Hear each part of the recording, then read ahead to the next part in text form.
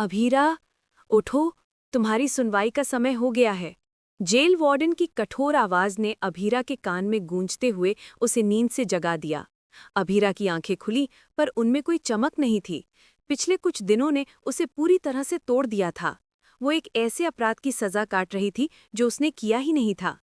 उसकी आत्मा तार-तार हो चुकी थी, लेकिन अंदर कहीं एक उम्मीद की लौ अब भी टिमटिमा रही थी। अरमान।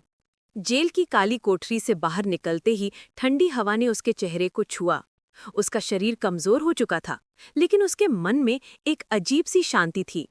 आज उसके केस की सुनवाई थी और उसे पता था कि अरमान वहां होगा। वही अरमान जो हमेशा उसके साथ खड़ा रहा है, चाहे परिस्थितियां कितनी भी विकट क्यों न हों। अदालत में पहले से ही गहमा गहमी थी। पोद्दार परिवार के सभी सदस्य वहां मौजूद थे। उनके चेहरों पर चिंता की लकीरें साफ दिख रही थीं। कियारा, जो खुद को दोषी मान रही थी, अपनी जगह पर बेचैन बैठी थी। अरमान काले कोट में सजे अपनी जगह पर खड़े थे। उनकी नजरें दरवाजे पर टिकी थीं। उनके मन में बस एक ही बात थी कि आज तो अभीरा को रिहा करके ही रहूंगा। जैसे ही अभीरा ने अदालत में प्रवेश किया, सभी की नजरें उस पर टिक गईं। उसकी हालत बेहद खराब थी। सादे मैले कपड़े, बिखरे बाल और चेहरे पर एक गहरी उदासी। वो एक गुमसुम सी परछाई की तरह लग रही थी, जिसे किसी बात का होश ही ना हो। सभी को उसे देखकर दुख हुआ, लेकिन अरमान को जैसे एक राहत की आहट मिली। उसने पीछे मुड़कर देखा और अभीरा को देखकर उसका दिल बैठ गया। अभीरा? अरमान उसके पास गया, उसकी आंखों में आंसू थे। मैं तुमसे ये नहीं पूछूंगा कि तुम कैसी हो, क्योंकि मैं जानता हूं तुम ठीक नहीं हो, लेकिन आज सब ठीक हो जाएगा। तुम्हें डरने की जरूरत नहीं है। देखना, आज तुम इस जेल से रिहा हो जाओगी और इस कोर्ट से तुम सीधा अपने घर जाओगी। अभीरा ने बस अरमान की ओर देखा। उसकी आंखों में कोई भाव नहीं था। वो कुछ नहीं बोली, बस एक खालीपन। अरमान को उसकी इस हालत पर बहुत दुख हुआ, लेकिन उसने अपनी भावनाओं को संभाला। उसे पता था कि अभी उसका काम अभीरा को इस दलदल से बाहर निकालना है।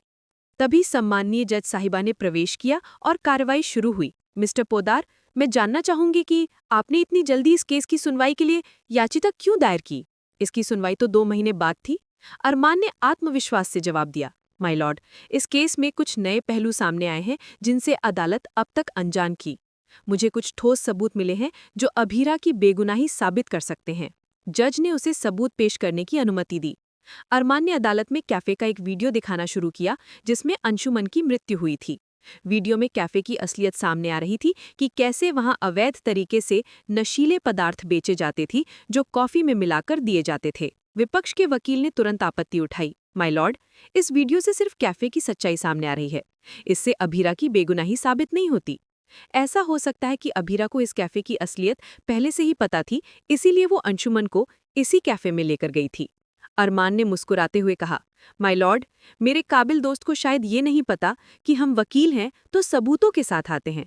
इनकी गलतफहमी दूर करने के लिए मैं इस कैफे के पुराने कर्मचारी मिस्टर नीरज को बुलाना चाहूंगा, जो उस दिन उस रेस्टोरेंट में वेटर के रूप में थे। जज ने नीरज को बुलाने की इजाजत दी। नीरज अदालत में आया और अरमान ने उसे पूरी जानकारी बताने के लिए कहा। नीरज ने पूरी घटना विस्तार से बताई। माय लॉर्ड, उस दिन मिस अभीरा और मिस्टर अंशुमन जी हमारे कैफे में कॉफी पीने आए थे। मेरा शायद पहला या दूसरा दिन था। मुझे ज्यादा कुछ पता नहीं था। वहां शुगर के कई पैकेट गिरे हुए थे। उसमें वो जहरीला पाउडर भी था, लेकिन मुझे इस बारे में कोई जानकारी नहीं थी। मैंने उसे शुगर का पैकेट समझकर उठाकर टेबल पर रख दिया। मुझे नहीं पता था कि ये लोग जहरीला पाउडर भी रखते हैं। मिस्टर अंशुमन ने उसे बिना देखे अपनी कॉफी में मिला लिया और उसकी वजह से उनकी मृत्यु हो गई। इसमें अभीरा जी की कोई गलती नहीं थी, क्योंकि वो इन्हेलर, वो जो शुगर रखा गया था, वो कंपनी ने खुद कैफे में रखा था। और जैसे ही उन्हें सच का पता चला कि उस टाइम में ऑन ड्यूटी था, उन लोगों ने मुझे नौकरी से निकाल दिया। नीरज की गवाही सुनकर सभी हैरान रह गए। अरमान ने नीरज को धन्यवाद देकर भेज दिया। माय लॉर्ड, अरमान ने अपनी बात आगे बढ़ाई। उस पैकेट पर अभीरा और नीरज के फिंगरप्रिंट थे। इन दोनों को ही असलियत के बारे में पता नहीं था। कैफे वालों ने पकड़े जाने के डर से नीरज को नौकरी से निकाल दिया, जिससे हमें उसे ढूंढने में काफी परेशानी हुई। इसके अलावा अभीरा की सीसीटीवी वीडियो से पहले जो कुछ हुआ, उसकी फुटेज हमारे सामने आई ही नहीं, क्योंकि कैफे वाले पकड़े जाने के डर से सीसीटीवी कैमरे ठीक नहीं कराते थे। अरमान ने आगे कहा, माय लॉर्ड, हमारे पास सारे सीसीटीवी फुटेज हैं, जिनसे ये साबित होता है कि वहां कौन से कस्टमर्स आते थे, क्या लेते थे। ये लोग अपने कस्टमर्स को अवैध तरीके से कॉफ़ी के रूप में नशीले पदार्थ बेचते थे, जिससे उनका काफ़ी अच्छा व्यापार भी चलता था। मैं सिर्फ ये कहना चाहता हूँ कि आप सारे सबूतों को एक बार ध्यान से देखें, क्योंकि अभीरा की कोई गलती नहीं है। उन्हें सिर्फ फंसाया गया। वो अंशुमन जी के साथ जरूर थी, लेकिन ना ही उन्होंने कोई कॉफ़ी पी, ना ही उन्होंने कॉफ़ी बना कर दी। ये बात आप देख सकते हैं, उन्होंने सिर्फ और सिर्फ कॉफ़ी को चला रहे थे, जिसमें उनको ये भी नहीं पता कि वो शुगर डाले हैं क्या डाले हैं। जज साहिबा ने सभी सबूतों और गवाहियों को ध्यान से देखा। कुछ देर के विचार विमर्श के बाद उन्होंने अपना कड़ा फैसला सुनाया। सभी सबूतों को मद्देनजर रखते हुए ये अदालत इस नतीजे पर पहुंचती है कि अभीरा बेकसूर है। अंशुमन की मौत हत्या नहीं, बल्कि एक अनजाने में हुई दुर्घटना थी। इसलिए अदालत अभीरा को निर्दोष घोषित करती है और उसे तत्काल रिहा करने का आदेश देती है। पूरे कोर्टरूम में तालियां गूंज उठीं। अरमान को राहत की सांस आई। पोद्दार परिवार के चेहरों पर खुशी लौट आई। जज ने कैफे के खिलाफ भी कड़ी कार्रवाई करने का आदेश दिया। अरमान ने जज को धन्यवाद दिया और तुरंत अभीरा के पास गया। खुशी से झूमते हुए अरमान ने अभीरा को गले लगा लिया, लेकिन अभीरा ने कोई प्रतिक्रिया नहीं दी। वो एक पत्थर की मूर्ति की तरह खड़ी रही। उसकी आंखों में अब भी वही खालीपन था। अरमान हैरान रह गया। मनोज और संजय ने अभीरा को आशीर्वाद दिया। कियारा दौड़ कर आई और उसे गले लगा लिया, लेकिन अभीरा अब भी सदमे में थी। जेल वार्डन अरमान के पास आई और धीरे से बोली, मिस्टर पोद्दार, अभीरा जी को काफी गहरा सदमा लगा है। वो हमेशा जेल में अपनी बच्ची को ही याद करती रही हैं। मुझे लगता है कि आप उनके बच्चे से जल्द मिला दीजिए। अभी उस सदमे से निकलने में इन्हें समय लगेगा। अरमान ने वार्डन को धन्यवाद कहा। अभीरा उसके पास आकर बोला, अभीरा, मुझे तो इन कपड़ों में बिल्कुल भी अच्छी नहीं लग रही है। चल मैं तेरे कपड़े बदवाता हूँ। सभी अदालत से बाहर निकल गए। इसी बीच अरमान को मायरा का कॉल आया। मायरा की मासूम आवाज ने अरमान के दिल को छू लिया। पापा, प्लीज प्लीज बताओ, क्या मम्मा को आप अपने साथ घर लेके आ रहे हो या नहीं? यस या नो में बताओ। अरमान मुस्कुराया। अगर मैं यस बोलूं तो? सच्ची में? मायरा की आवाज में खुशी का उछाल था। सच में, आपकी मम्मा भी आधे घंटे में घर आ रही है। अब वो आपके साथ ही रहेगी। ये सुनकर मायरा खुशी से झूम उठी, जोर जोर से उछलने लगी।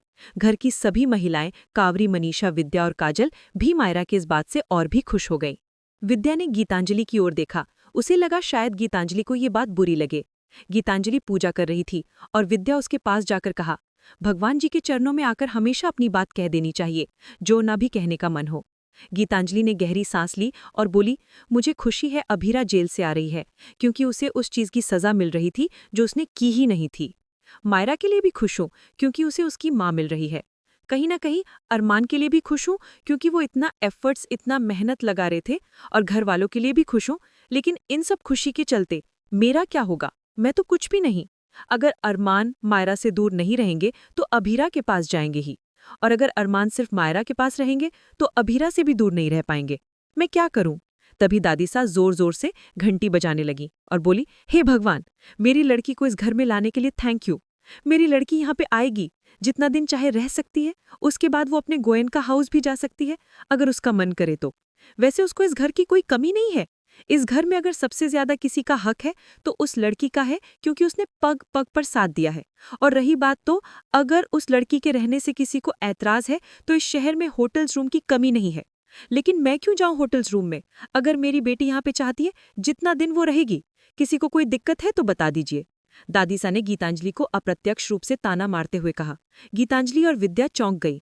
कुछ देर बाद अरमान अभीरा को कार में बिठाकर घर ले आया। उसने अभीरा को कार से उतारा, लेकिन अभीरा की हालत में कोई सुधार नहीं था। उसे किसी भी बात का होश नहीं था। वो एकदम गुमसुम सी लग रही थी। वो एक लाश बनकर अरमान के साथ चल रही थी। ना ही वो हंस पा रही थी, ना ही वो बोल पा रही थी। घर के सभी लोग बहुत खुशी से अभीरा का स्वागत करने के लिए तैयार थे। उन्होंने एक भव्य स्वागत की योजना बनाई थी। सबसे ज्यादा मायरा खुश थी, जो एकदम से चहक रही थी। दादी सा ने एक अच्छा सरप्राइज प्लान किया था, जहां सभी लोग पोस्टर्स लेकर बैठे थे। Welcome home, we loved and missed you. ये सब देखकर भी अभीरा के चेहरे पर कोई हंसी नहीं आई, क्योंकि वो एक गहरे सदमे में थी। जेल के सदमे से वो उभर ही नहीं पाई थी।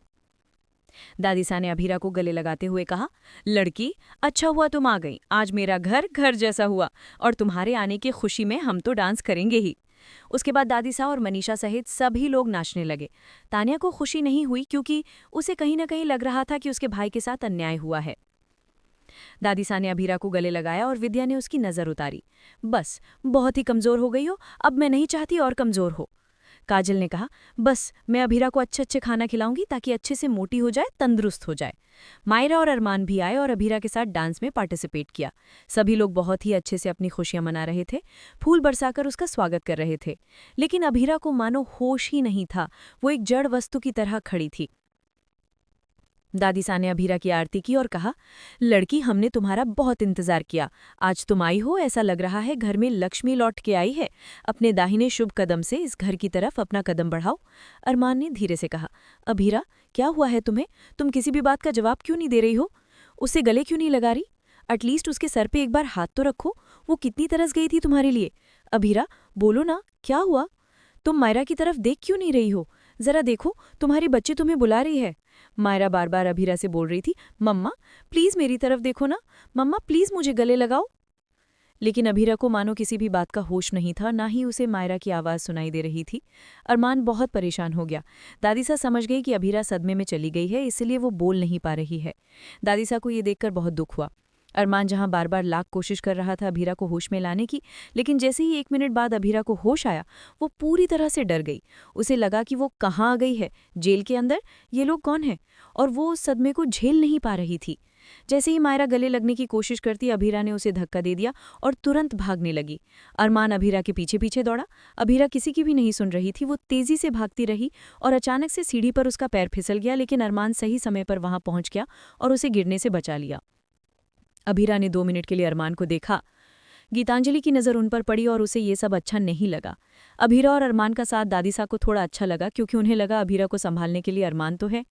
जैसे ही अभीरा संभल गई, वो तुरंत वहां से भागकर अपने कमरे में चली गई और दरवाज़ा बंद कर लिया।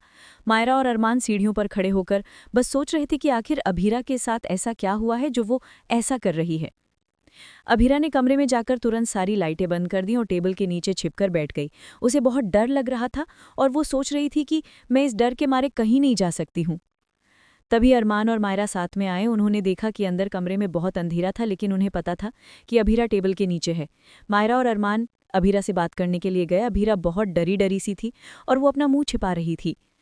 अरमान ने धीरे से कहा, अभीरा, मैं हूं, तुम अपना मुंह क्यों छिपा रही हो? तुम अभी घर आ गई हो, तुम सेफ हो। अभीरा ने घबराकर कहा, नहीं नहीं नहीं, चले जाओ, नहीं तो तुम लोगों को भी जेल में डाल देंगे। चले जाओ, मुझसे कोई मत मिलो, मैं एक बुरी इंसान हूं, चले जाओ। अभीरा वही सब बड़बड़ा रही थी जो उसे सदमा लगा था। अरमान और मायरा कब से अभीरा से बात करने की कोशिश कर रहे थे। मायरा रोए जा रही थी, लेकिन अभीरा को होश नहीं था।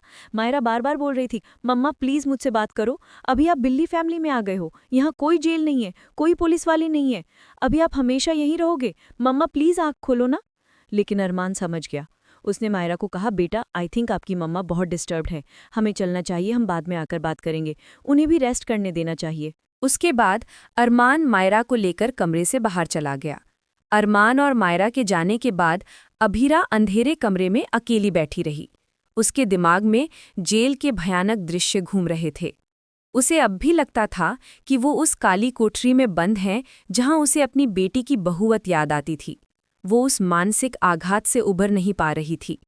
रात हुई और अभीरा फर्श पर ही सो गई। अरमान और मायरा उसके कमरे में आए।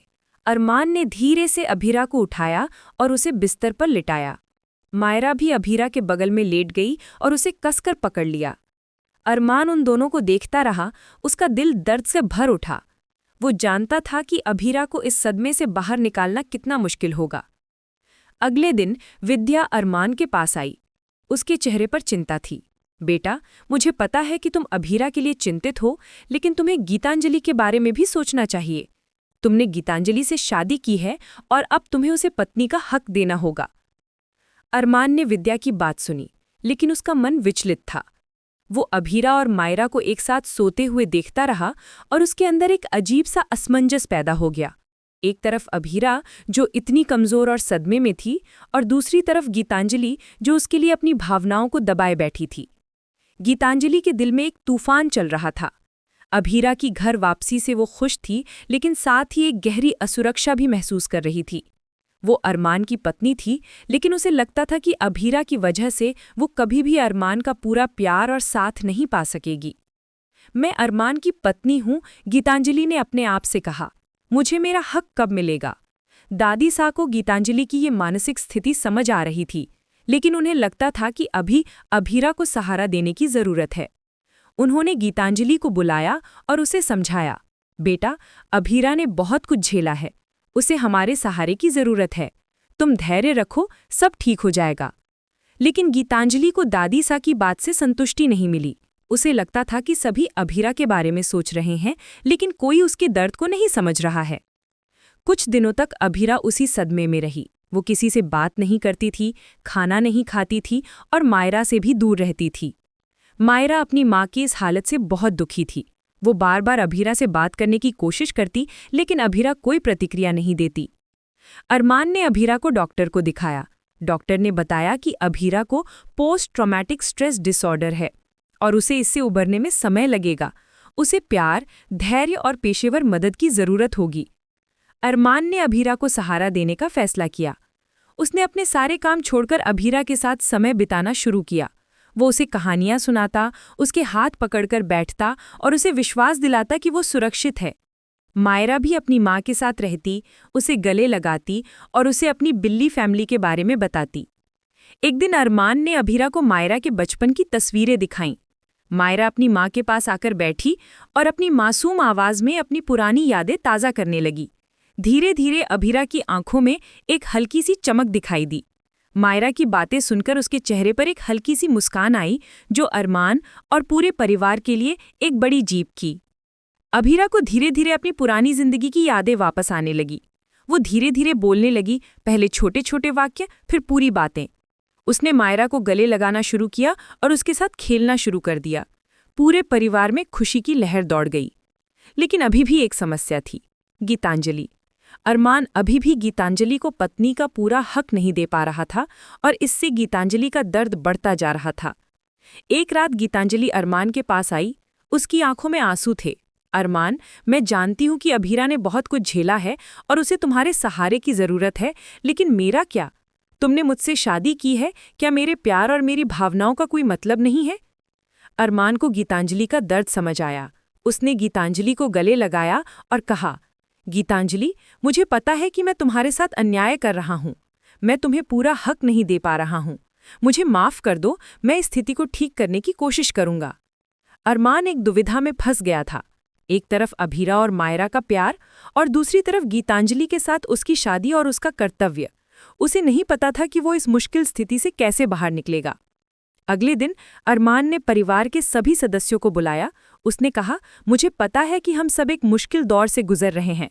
अभीरा अभी भी पूरी तरह से ठीक नहीं हुई है और गीतांजलि भी दुखी है। हमें इस स्थिति का कोई समाधान निकालना होगा। दादी सा ने कहा, बेटा, मुझे पता है कि तुम एक मुश्किल स्थिति में हो, लेकिन तुम्हें ये याद रखना होगा कि अभीरा इस घर की बहू है और मायरा तुम्हारी बेटी है। तुम्हें इन दोनों को संभालना होगा। अरमान ने कहा, दादी सा, मैं जानता हूँ, लेकिन मुझे गीतांजलि के साथ भी न्याय करना होगा। मैं किसी को भी दुख नहीं पहुँचाना चाहता। अभीरा ने अरमान की बात सुनी। उसे समझ आ गया कि उसकी वजह से अरमान एक मुश्किल स्थिति में है। वो नहीं चाहती थी कि उसकी वजह से कोई और दुखी हो। रात को अभीरा ने अरमान को अपने कमरे में बुलाया। उसकी आंखों में चमक थी, लेकिन उसकी आवाज़ में गंभीरता थी। अरमान, मुझे पता है कि मैं अभी भी पूरी तरह से ठीक नहीं हुई हूँ, लेकिन मैं ये भी जानती हूँ कि मेरी वजह से तुम एक मुश्किल स्थिति में हो। मैं नहीं चाहती कि मेरी वजह से गीतांजलि भाभी दुखी हो। अरमान ने अभीरा की ओर देखा। उसे अभीरा की समझदारी पर गर्व महसूस हुआ। अभीरा ने आगे कहा, मुझे लगता है कि अब मुझे अपने गोइंका हाउस वापस जाना चाहिए। मैं वहाँ रहकर अपने आप को पूरी तरह से ठीक करूंगी। मायरा को मैं हर दिन मिलूंगी और जब मैं पूरी तरह से ठीक हो जाऊंगी तो मैं वापस आ जाऊंगी। अरमान को अभीरा की बात सुनकर दुख हुआ, लेकिन उसे पता था कि अभीरा सही कह रही है। उसने अभीरा को गले लगाया और कहा, अभीरा, तुम जो भी फैसला लोगी, मैं हमेशा तुम्हारे साथ हूँ। अगले दिन अभीरा ने पूरे परिवार को अपने फैसले के बारे में बताया। सभी को दुख हुआ, लेकिन उन्हें लगा कि अभीरा का फैसला सही है। गीतांजलि को भी अभीरा के फैसले से राहत मिली, लेकिन उसके मन में अभी भी एक डर था। अभीरा ने मायरा को समझाया कि वो कुछ दिनों के लिए अपने दूसरे घर जा रही है, लेकिन वो हर दिन उससे मिलने आएगी। मायरा को दुख हुआ, लेकिन उसने अपनी माँ की बात मान ली। अभीरा अपने गोइंका हाउस वापस चली गई। वहाँ उसने अपने आप को पूरी तरह से ठीक करने की कोशिश की। वो थेरेपी लेती, योगा करती और अपनी पुरानी यादों को ठीक से समझने की कोशिश करती। मायरा हर दिन उससे मिलने आती और अरमान भी उससे मिलता रहता। धीरे धीरे अभीरा पूरी तरह से ठीक हो गई। उसका आत्मविश्वास वापस आ गया और उसके चेहरे पर फिर से मुस्कान खिल उठी। एक दिन अभीरा ने अरमान को बुलाया। अरमान, मैं अब पूरी तरह से ठीक हूँ, मैं वापस आ सकती हूँ। अरमान को अभीरा की बात सुनकर बहुत खुशी हुई।